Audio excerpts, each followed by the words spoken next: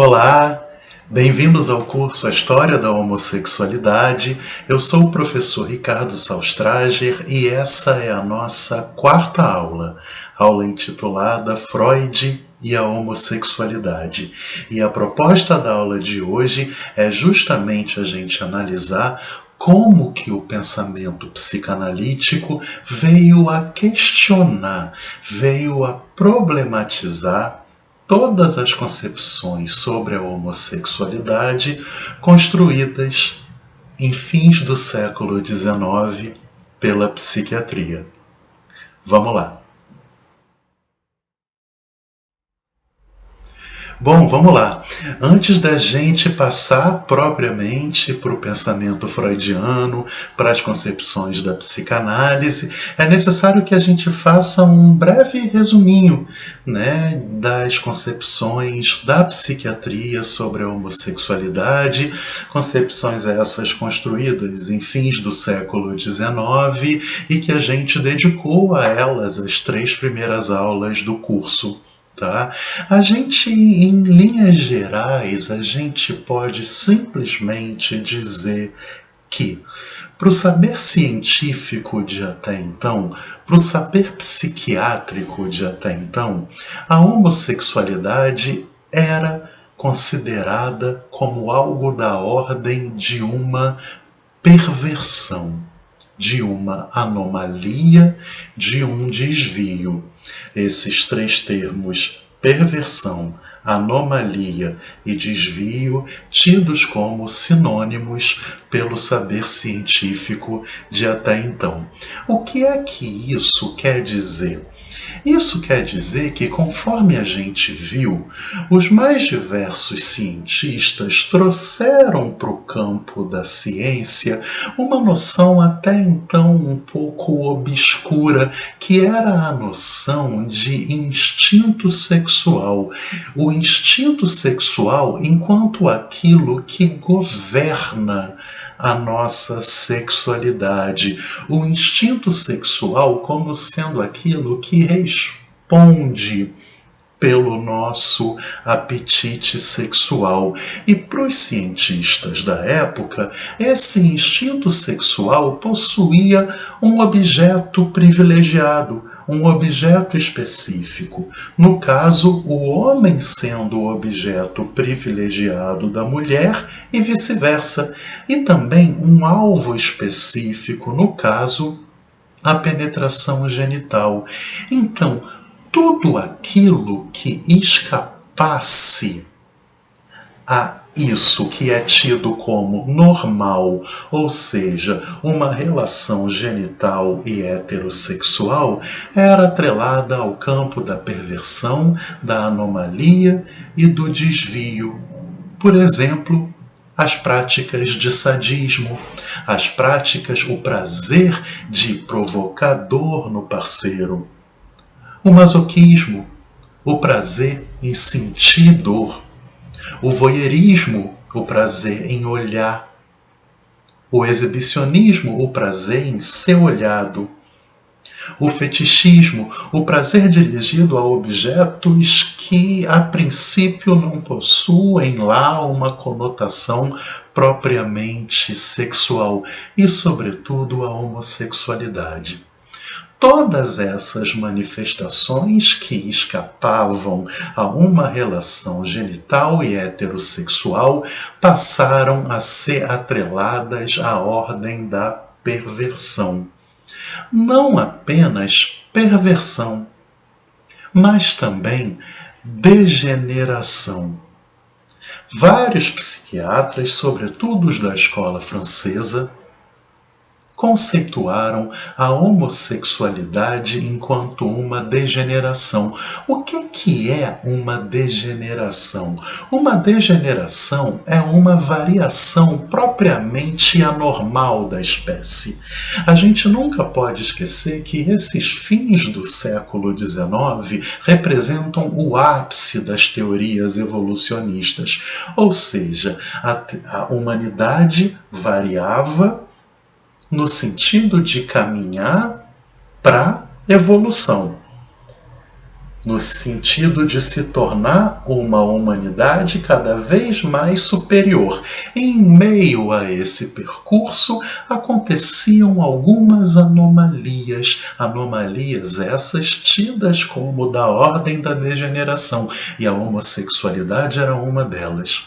Portanto, era necessário ficar de olho para que esses degenerados não se reproduzissem.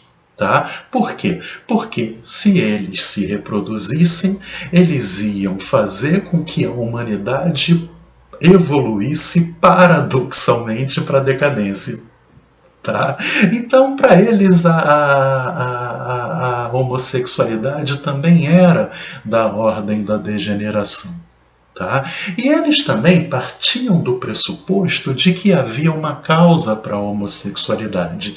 Esse era um consenso. Há uma causa para a homossexualidade, restando saber se essa causa era inata ou se essa causa era adquirida. E os mais variados cientistas se debatiam, alguns acreditando que os homossexuais já nasciam homossexuais e outros acreditando não, que ninguém nascia homossexual, mas que eram as experiências da vida que faziam com que alguns se tornassem homossexuais. Dentre essas experiências, sobressai-se uma vivência de violência sexual na infância ou as diversas brincadeiras que aconteciam entre colegas no internato, nos internatos da época, e alguns psiquiatras chegavam mesmo a situar a origem da homossexualidade durante o serviço militar, ou seja, um período de privação do sexo feminino, e também, ocasionalmente, caso algum homem viesse a ser preso e aí também, consequentemente, privado da companhia feminina. E, por fim, a gente pode afirmar, segundo eles, que existia uma cura para a homossexualidade. E a gente viu nas aulas passadas as mais diversas terapêuticas que esses médicos, que esses cientistas forjaram para curar homossexuais. A gente pode dizer que é contra todas essas ideias, tá, que se situam as concepções de Freud a respeito da homossexualidade. O Freud vai entrar nessa discussão, o Freud vai entrar nesse terreno com o intuito de questionar e problematizar uma por uma essas mais diversas concepções. E assim ele vai acabar construindo uma teoria absolutamente inovadora para o início do século XX e que até hoje, em 2022, surpreende aqueles que são desavisados sobre o tema. Vamos lá então para o Freud. Bom, vamos lá, vamos para Freud, tá? Em primeiro lugar, é necessário a gente frisar que o Freud ele não possui uma teoria em si a respeito da homossexualidade, certo? E isso não é necessariamente ruim, não, tá? A gente vai ver na aula que vem que isso até é uma qualidade do pensamento do Freud. O que o Freud possui é uma série de considerações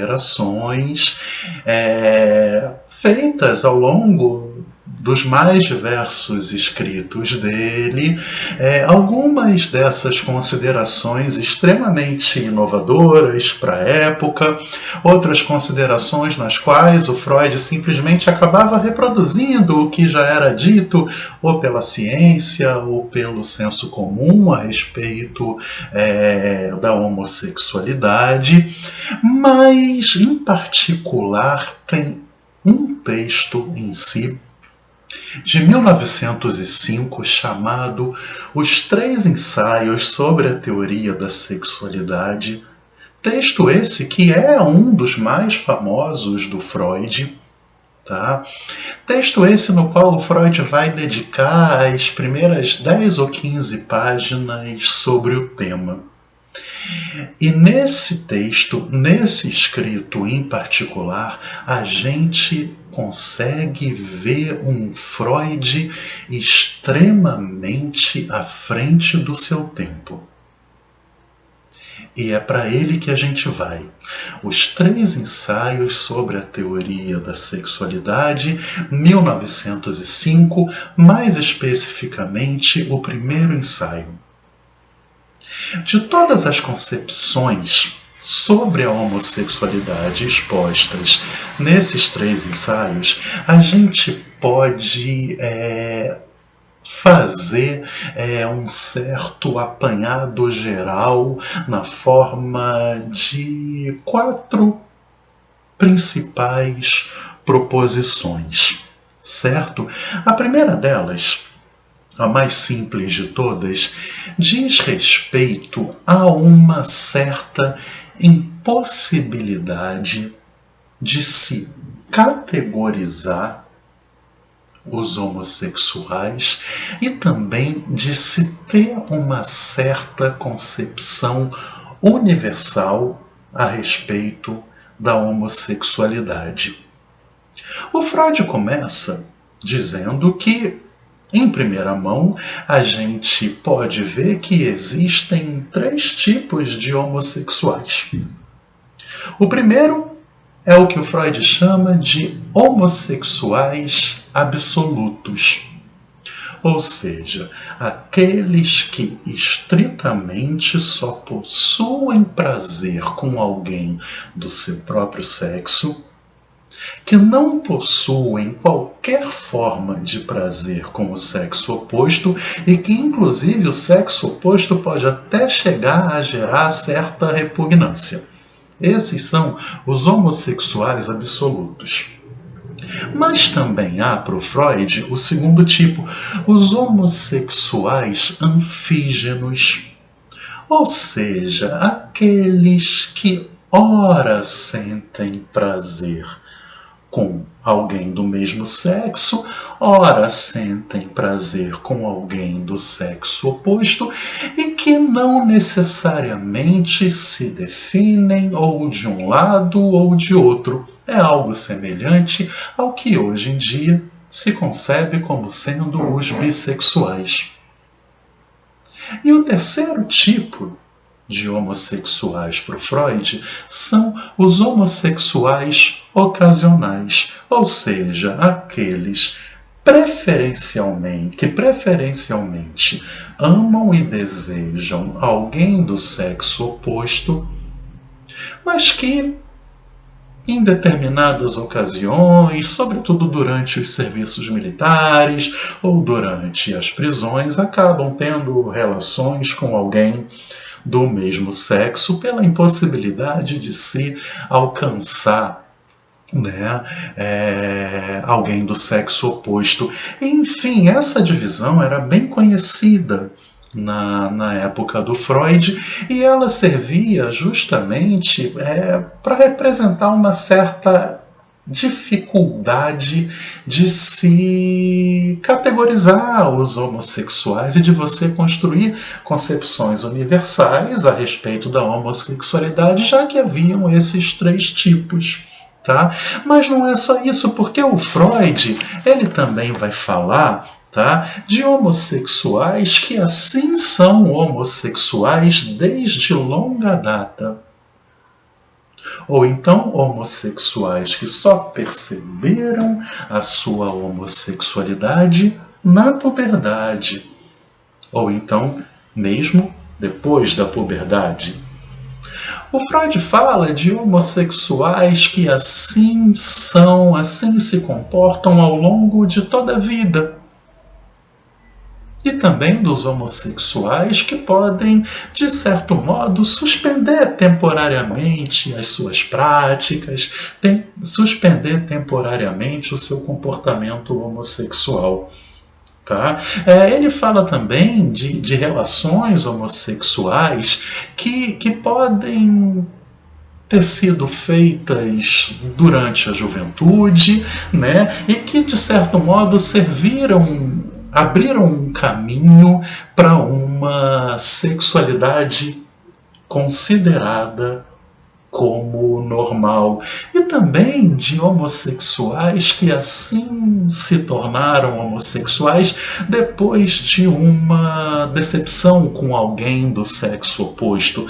Mulheres que passaram a amar outras mulheres depois de terem sofrido sucessivos traumas e sucessivas decepções com homens, e homens que passaram a amar outros homens depois de terem sofrido sucessivas decepções com o sexo feminino. Enfim, há um enorme etc. depois disso, justamente para demonstrar a total impossibilidade de se categorizar homossexuais e de se construir concepções universalizantes a respeito de comportamentos e manifestações tão singulares. Esse é o primeiro ponto, a primeira proposição da teoria freudiana. Proposição essa que, quando a gente montar uma argumentação crítica na aula que vem, vai ganhar toda a força. Segundo ponto, segunda proposição importante da teoria freudiana, é uma crítica contundente e incisiva à ideia de que a homossexualidade corresponde a uma degeneração. A gente viu ao longo das 3 primeiras aulas, eu retomei no início dessa primeira aula, uma degeneração corresponde a uma variação anormal da espécie. Tá? O degenerado é menos evoluído do que aqueles considerados normais. E o Freud, ele não vai concordar de forma alguma com essa ideia de que homossexuais são degenerados, tá? Por quê? Primeiro de tudo, ele vai fazer uma crítica ao próprio saber científico, ao próprio saber psiquiátrico de até então, que passou a ver degeneração em tudo quanto é canto, em tudo quanto é lugar.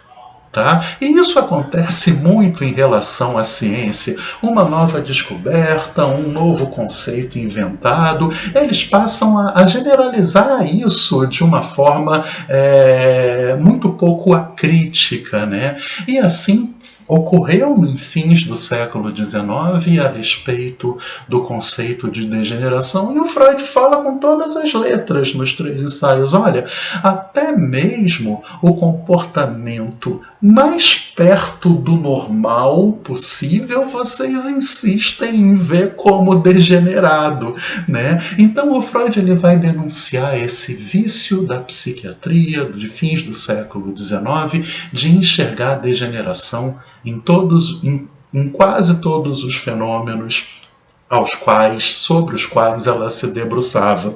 Tá? E o Freud vai falar assim, olha, não, vamos só falar em degeneração, ele vai propor só falar em degeneração quando há muitas anomalias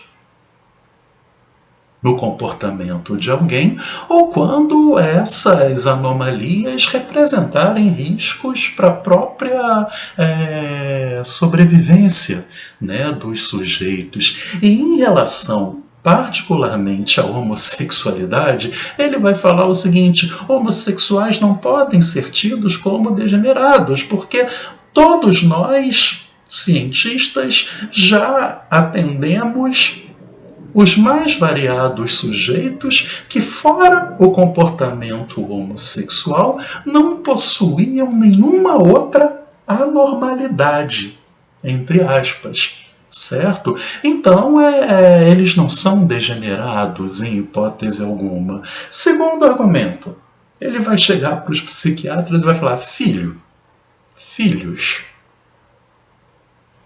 vocês estão querendo me convencer que Platão era um degenerado, que Platão era um risco para a evolução da espécie, que Platão é uma variação anormal da espécie? Vocês estão querendo me dizer que Leonardo da Vinci Era um erro evolutivo? Vocês estão querendo me dizer que Michelangelo era um anormal e que se a humanidade produzisse pessoas iguais ao Michelangelo, a humanidade ia evoluir para a decadência? Por favor. E último argumento, olha, o Freud vai falar, olha, na Grécia, a relação entre dois homens, como a gente viu na primeira aula, tinha até uma função social bacana. A função social de aprendizagem, de valores relacionados à cidadania, né? E a civilização grega, de modo algum, era menos evoluída, tá, do que outras, se a gente vier comparar os gregos com outras civilizações. Então, assim, parece que em relação à homossexualidade não há qualquer espécie de degeneração como vocês insistem em falar, tá? É um soco na cara, tá? Terceira proposição, terceiro soco na cara que o Freud vai dar nos psiquiatras do século XIX. Olha, vocês estão dizendo que a homossexualidade tem uma causa, ok. E vocês ficam se perguntando se essa causa é inata ou adquirida, ou seja, se a gente nasce homossexual ou se há alguma experiência da vida que faz com que a gente se torne homossexual. E o Freud vai falar nessa terceira proposição que de repente essa questão esteja mal formulada.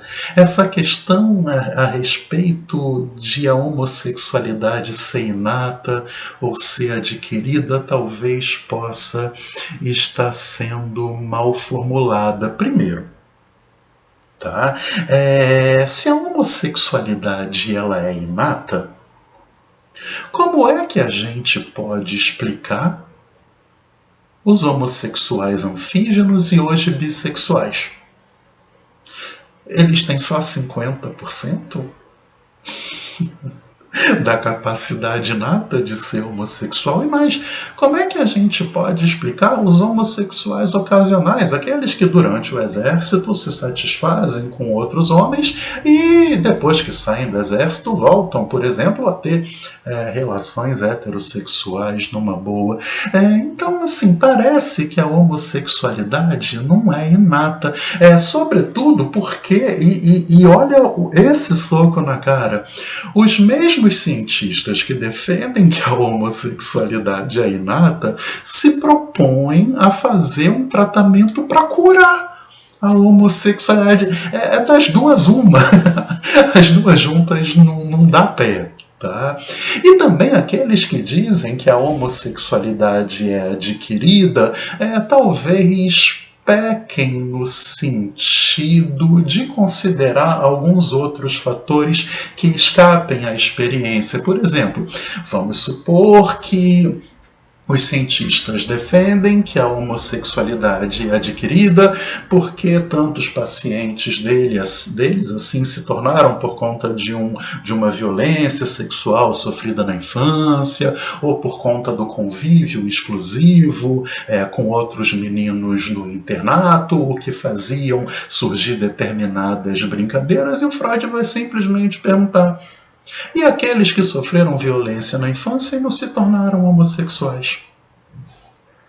E aqueles que passaram pelos internatos e brincaram ou não com os outros colegas e também não se tornaram homossexuais? Então, para o Freud, parecia que essa questão da homossexualidade ser inata ou adquirida estava mal formulada.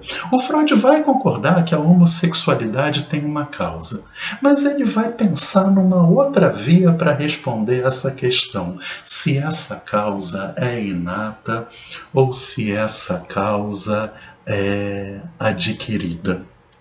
Tá? Quarta proposição freudiana, quarto argumento freudiano, e se eu situei os três primeiros como socos na cara no saber psiquiátrico, esse quarto é uma voadora, simplesmente uma voadora. O Freud vai dizer que a homossexualidade não pode ser considerada anormal, visto que desejos e fantasias sexuais raramente faltam na vida de todos os sujeitos. O Freud analisava pessoas. O Freud tinha pacientes.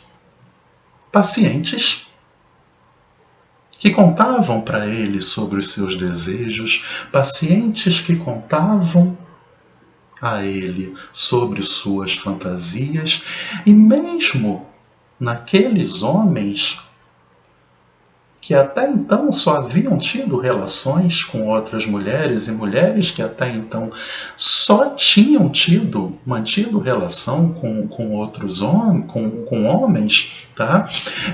O Freud, ele pode verificar no discurso desses pacientes a presença de desejos e de fantasias dirigidas a pessoas do mesmo sexo. Tá? Ao ponto do Freud chegar mesmo a formular que muitas dessas fantasias, inclusive, eram conhecidas dos pacientes, algumas eram desconhecidas, eram inconscientes e só vieram à tona com a análise. Mas ele vai chegar mesmo a postular, né, que os atos dos homossexuais, o comportamento dos homossexuais correspondem ponto a ponto àquilo que os heterossexuais fantasiam. Há uma correspondência entre um ato homossexual e uma fantasia heterossexual. Então, o Freud vai falar o seguinte: ou o homossexual não é anormal, ou todo mundo é anormal.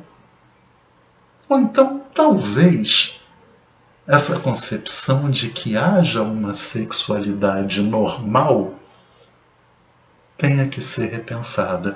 Por quê? Porque o Freud não vai fazer isso apenas em relação à homossexualidade. Ele vai fazer isso em relação a todas as outras manifestações tidas como perversas pelo saber psiquiátrico e científico do século XIX. O sadismo, por exemplo, o prazer em provocar dor no outro. O Freud vai simplesmente perguntar: quem nunca?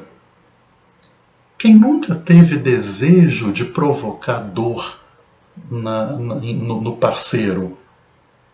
Quem nunca teve essa fantasia? Ou melhor, quem nunca tem constantemente esse desejo? Quem nunca tem constantemente essa fantasia? Em relação ao masoquismo, o prazer em sentir dor, o Freud vai falar também: gente, aquilo que um masoquista faz corresponde ponto a ponto à fantasia daquele que não faz. Porém fantasia, porém imagina, porém tem prazer fantasiando. E quem nunca, ou melhor, quem sempre fantasiou coisas desse tipo? Fantasiou manifestações sexuais masoquistas? Os voyeuristas, aqueles que têm prazer em olhar, eram tidos como perversos, eram tidos como anormais, eram tidos como desviantes, e o Freud vai falar: meu Deus, jamais falta a um comportamento sexual tido como normal alguma manifestação voyeurista. E o mesmo vale para os exibicionistas, aqueles que gostam de ser olhados. Também jamais falta a um comportamento sexual tido como normal um componente exibicionista desse tipo. Então, sadismo masoquismo, voyeurismo, exibicionismo e homossexualidade não podem ser perversões, não podem ser desvios, não podem corresponder a manifestações sexuais anormais. Por quê? Então, todo mundo vai ser anormal. Ou então, o normal é ser perverso. Ou então, talvez a gente tenha que problematizar essa ideia de que há uma sexualidade normal e outra desviante. Bom, esses foram então os 3 socos na cara, seguidos pela voadora, que chegou a nocautear o saber psiquiátrico de fins do século XIX. Vamos voltar a ela, vamos voltar brevemente a essa voadora. O Freud, ele vai, de certo modo, perverter o conceito de perversão, dizendo que não há perversão sexual, né? Tudo aquilo que se considera perversão jamais falta a uma vida sexual absolutamente tida como normal. E dentre essas coisas que nunca faltam a uma sexualidade tida como normal estão os desejos e as fantasias homossexuais, ao lado dos desejos e fantasias sádicas, masoquistas, voyeuristas, exibicionistas, fetichistas e dentre tantas outras. Esses são apenas os principais exemplos.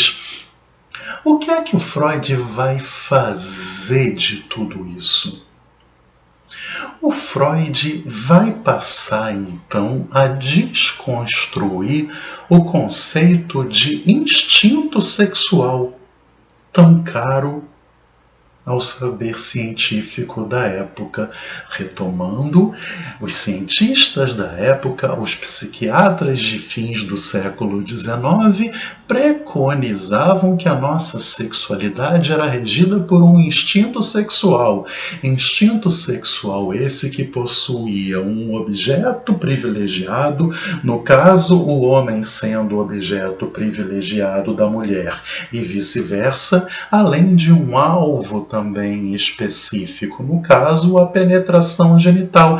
E tudo que escapava a uma relação genital e propriamente heterossexual era tido como uma perversão, né? E o Freud analisando os sujeitos, o Freud fazendo os sujeitos falarem sobre as suas vidas sexuais, ele vai começando a perceber que não é muito assim, não.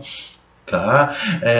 E que essa concepção de que a nossa relação sexual é necessariamente genital e heterossexual, ela é uma concepção muito limitadora, perto da amplitude de um desejo sexual, perto de toda a amplitude das mais diversas fantasias sexuais, né? De modo que parece não haver perversão.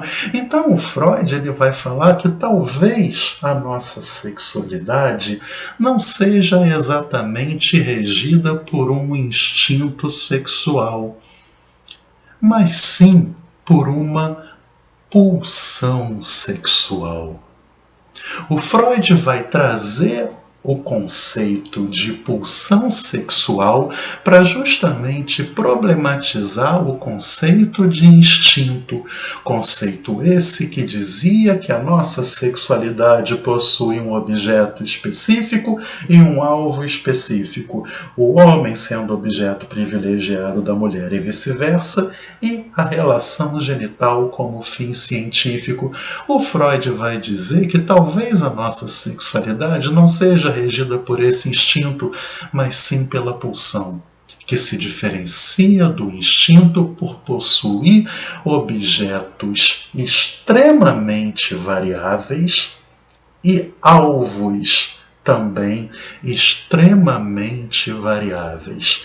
Então, portanto, se o objeto sexual do instinto do homem é a mulher e o objeto do instinto da mulher é o homem, quando a gente fala em impulsão sexual, um homem pode tanto amar outra mulher como outro homem, e também um homem e uma mulher. Ou então uma mulher e ocasionalmente um homem, e o mesmo vale para as mulheres. E se a nossa sexualidade é regida pela pulsão, não venha dizer que há um modo privilegiado de satisfação sexual. Esse modo privilegiado como sendo genital, porque no que diz respeito ao nosso desejo, no que diz respeito à nossa fantasia, a nossa sexualidade vai muito além de uma relação genital, abrindo-se para manifestações orais, para os prazeres orais, para os prazeres anais, para os prazeres sádicos, para os prazeres exibicionistas, para os prazeres voyeuristas, para os prazeres exibicionistas e para tudo mais até onde possa ir o desejo e a fantasia de um sujeito. Então, a nossa sexualidade não possui um objeto privilegiado e nem um alvo específico. O normal não é ser heterossexual. Não existe normalidade. Porque justamente não há nada que prenda uma pulsão ao seu objeto. O Freud vai falar que, de início, a princípio, o sujeito ele é propriamente bissexual. Bissexual no sentido de estar disponível, estar disposto para amar, para desejar tanto homens quanto mulheres. Tá? E tanto que o Freud vai falar de uma sexualidade infantil, o Freud vai falar que as crianças possuem uma sexualidade, e se a gente observar bem as brincadeiras sexuais que as crianças fazem entre si, que é uma coisa que qualquer pai pode observar, que qualquer professor pode observar, que qualquer babá pode observar, a gente observa meninos tendo prazeres com brincadeiras com meninas e com meninos, e meninas tendo prazeres nas brincadeiras com meninas e com meninos. Tá?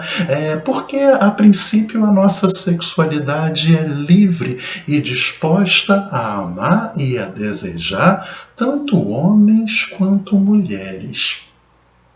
O que acontece é que essa sexualidade, a princípio livre, ela cedo ou tarde se depara com algo que o Freud chamou de moral sexual civilizada. Ou seja, uma moral que governa a nossa sociedade e que coloca a homossexualidade do lado do ilícito. A criança, ela é educada para ser heterossexual. É a educação que aos poucos vai transformando uma sexualidade livre em uma sexualidade preferencialmente heterossexual. Porque quando um menino está beijando outro menino, o pai fala, tá errado. Quando a menina está beijando outra menina, a babá, a mãe, o pai, a professora fala, tá errado. É essa moral que faz a nossa sexualidade ter um objeto ilusoriamente específico, no caso, o homem sendo o objeto privilegiado da mulher e a mulher sendo o objeto privilegiado do homem. Ou seja, há inevitavelmente um conflito entre aquilo que é da ordem da sexualidade, entre aquilo que é da ordem da pulsão sexual e aquilo que é da ordem da moral que governa a nossa sociedade, encarregada de transformar esse latifúndio em uma coisa apenas. Há um conflito e todos nós passamos por esse conflito, todos nós passamos por essa luta a cada momento que a gente venha desejar algo que escape a essa moralidade. E é justamente nesses embates entre desejo e moral que o Freud vai situar a emergência da homossexualidade, que o Freud vai situar as próprias causas da homossexualidade. Bom, para finalizar, o que é que o Freud falou a respeito das causas da homossexualidade?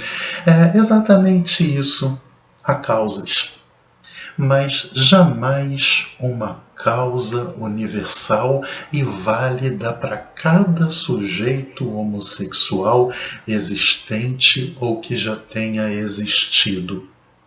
O Freud vai insistir nesse fato.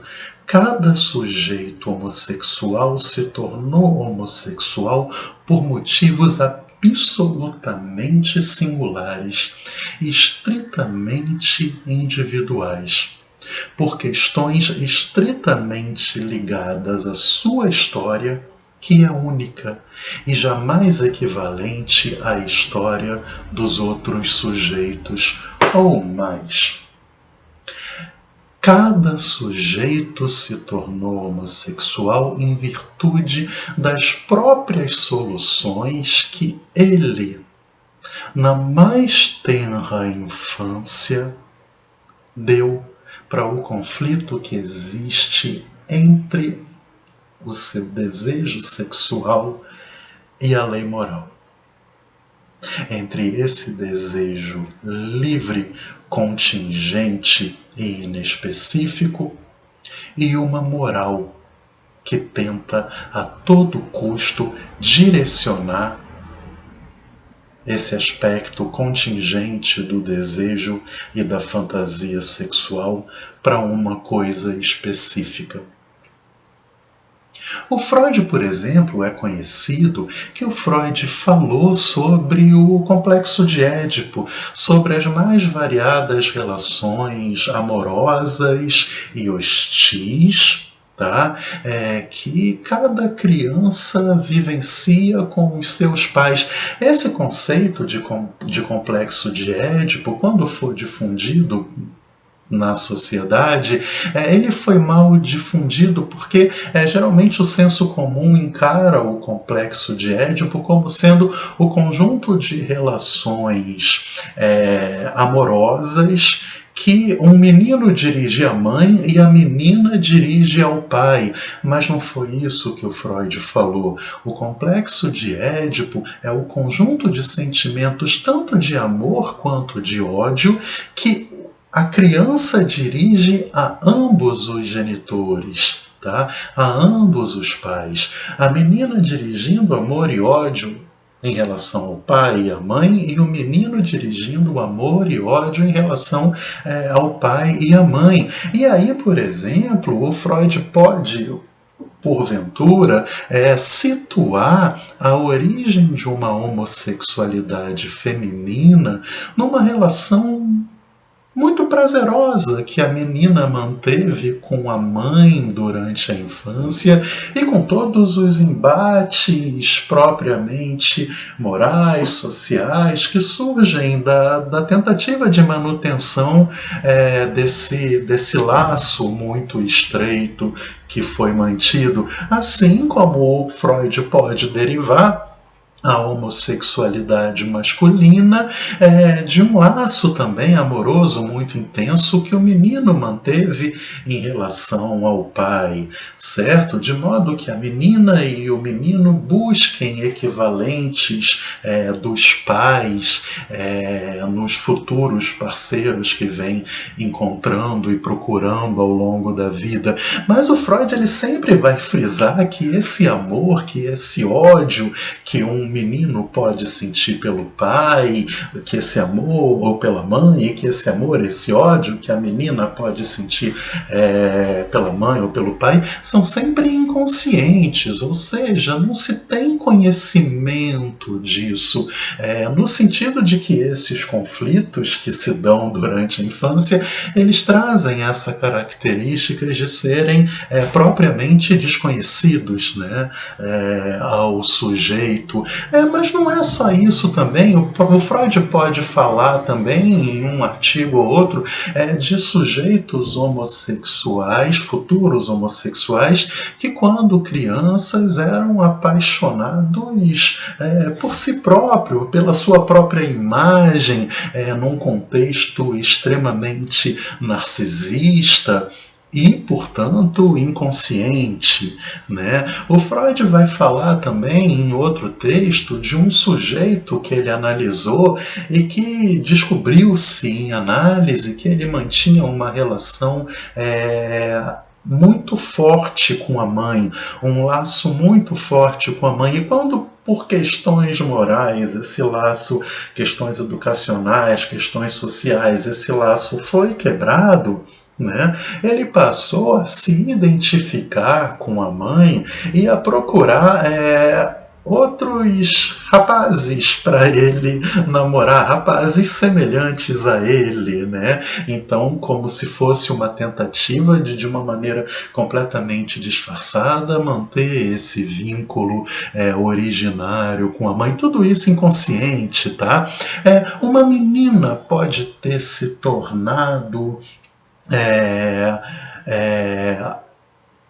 homossexual, um menino pode ter se tornado homossexual por ver o corpo masculino como mais completo do que o corpo feminino e, portanto, mais aprazível, né? Uma menina pode se tornar homossexual por também ver o corpo masculino, quando criança, como mais completo e, portanto, se identificar, ter uma identificação com a figura masculina e passar a procurar outras meninas para amar, né? E a gente nunca pode esquecer também o papel de todo o contexto familiar daquela criança, né? A gente pode, por exemplo, um exemplo, né?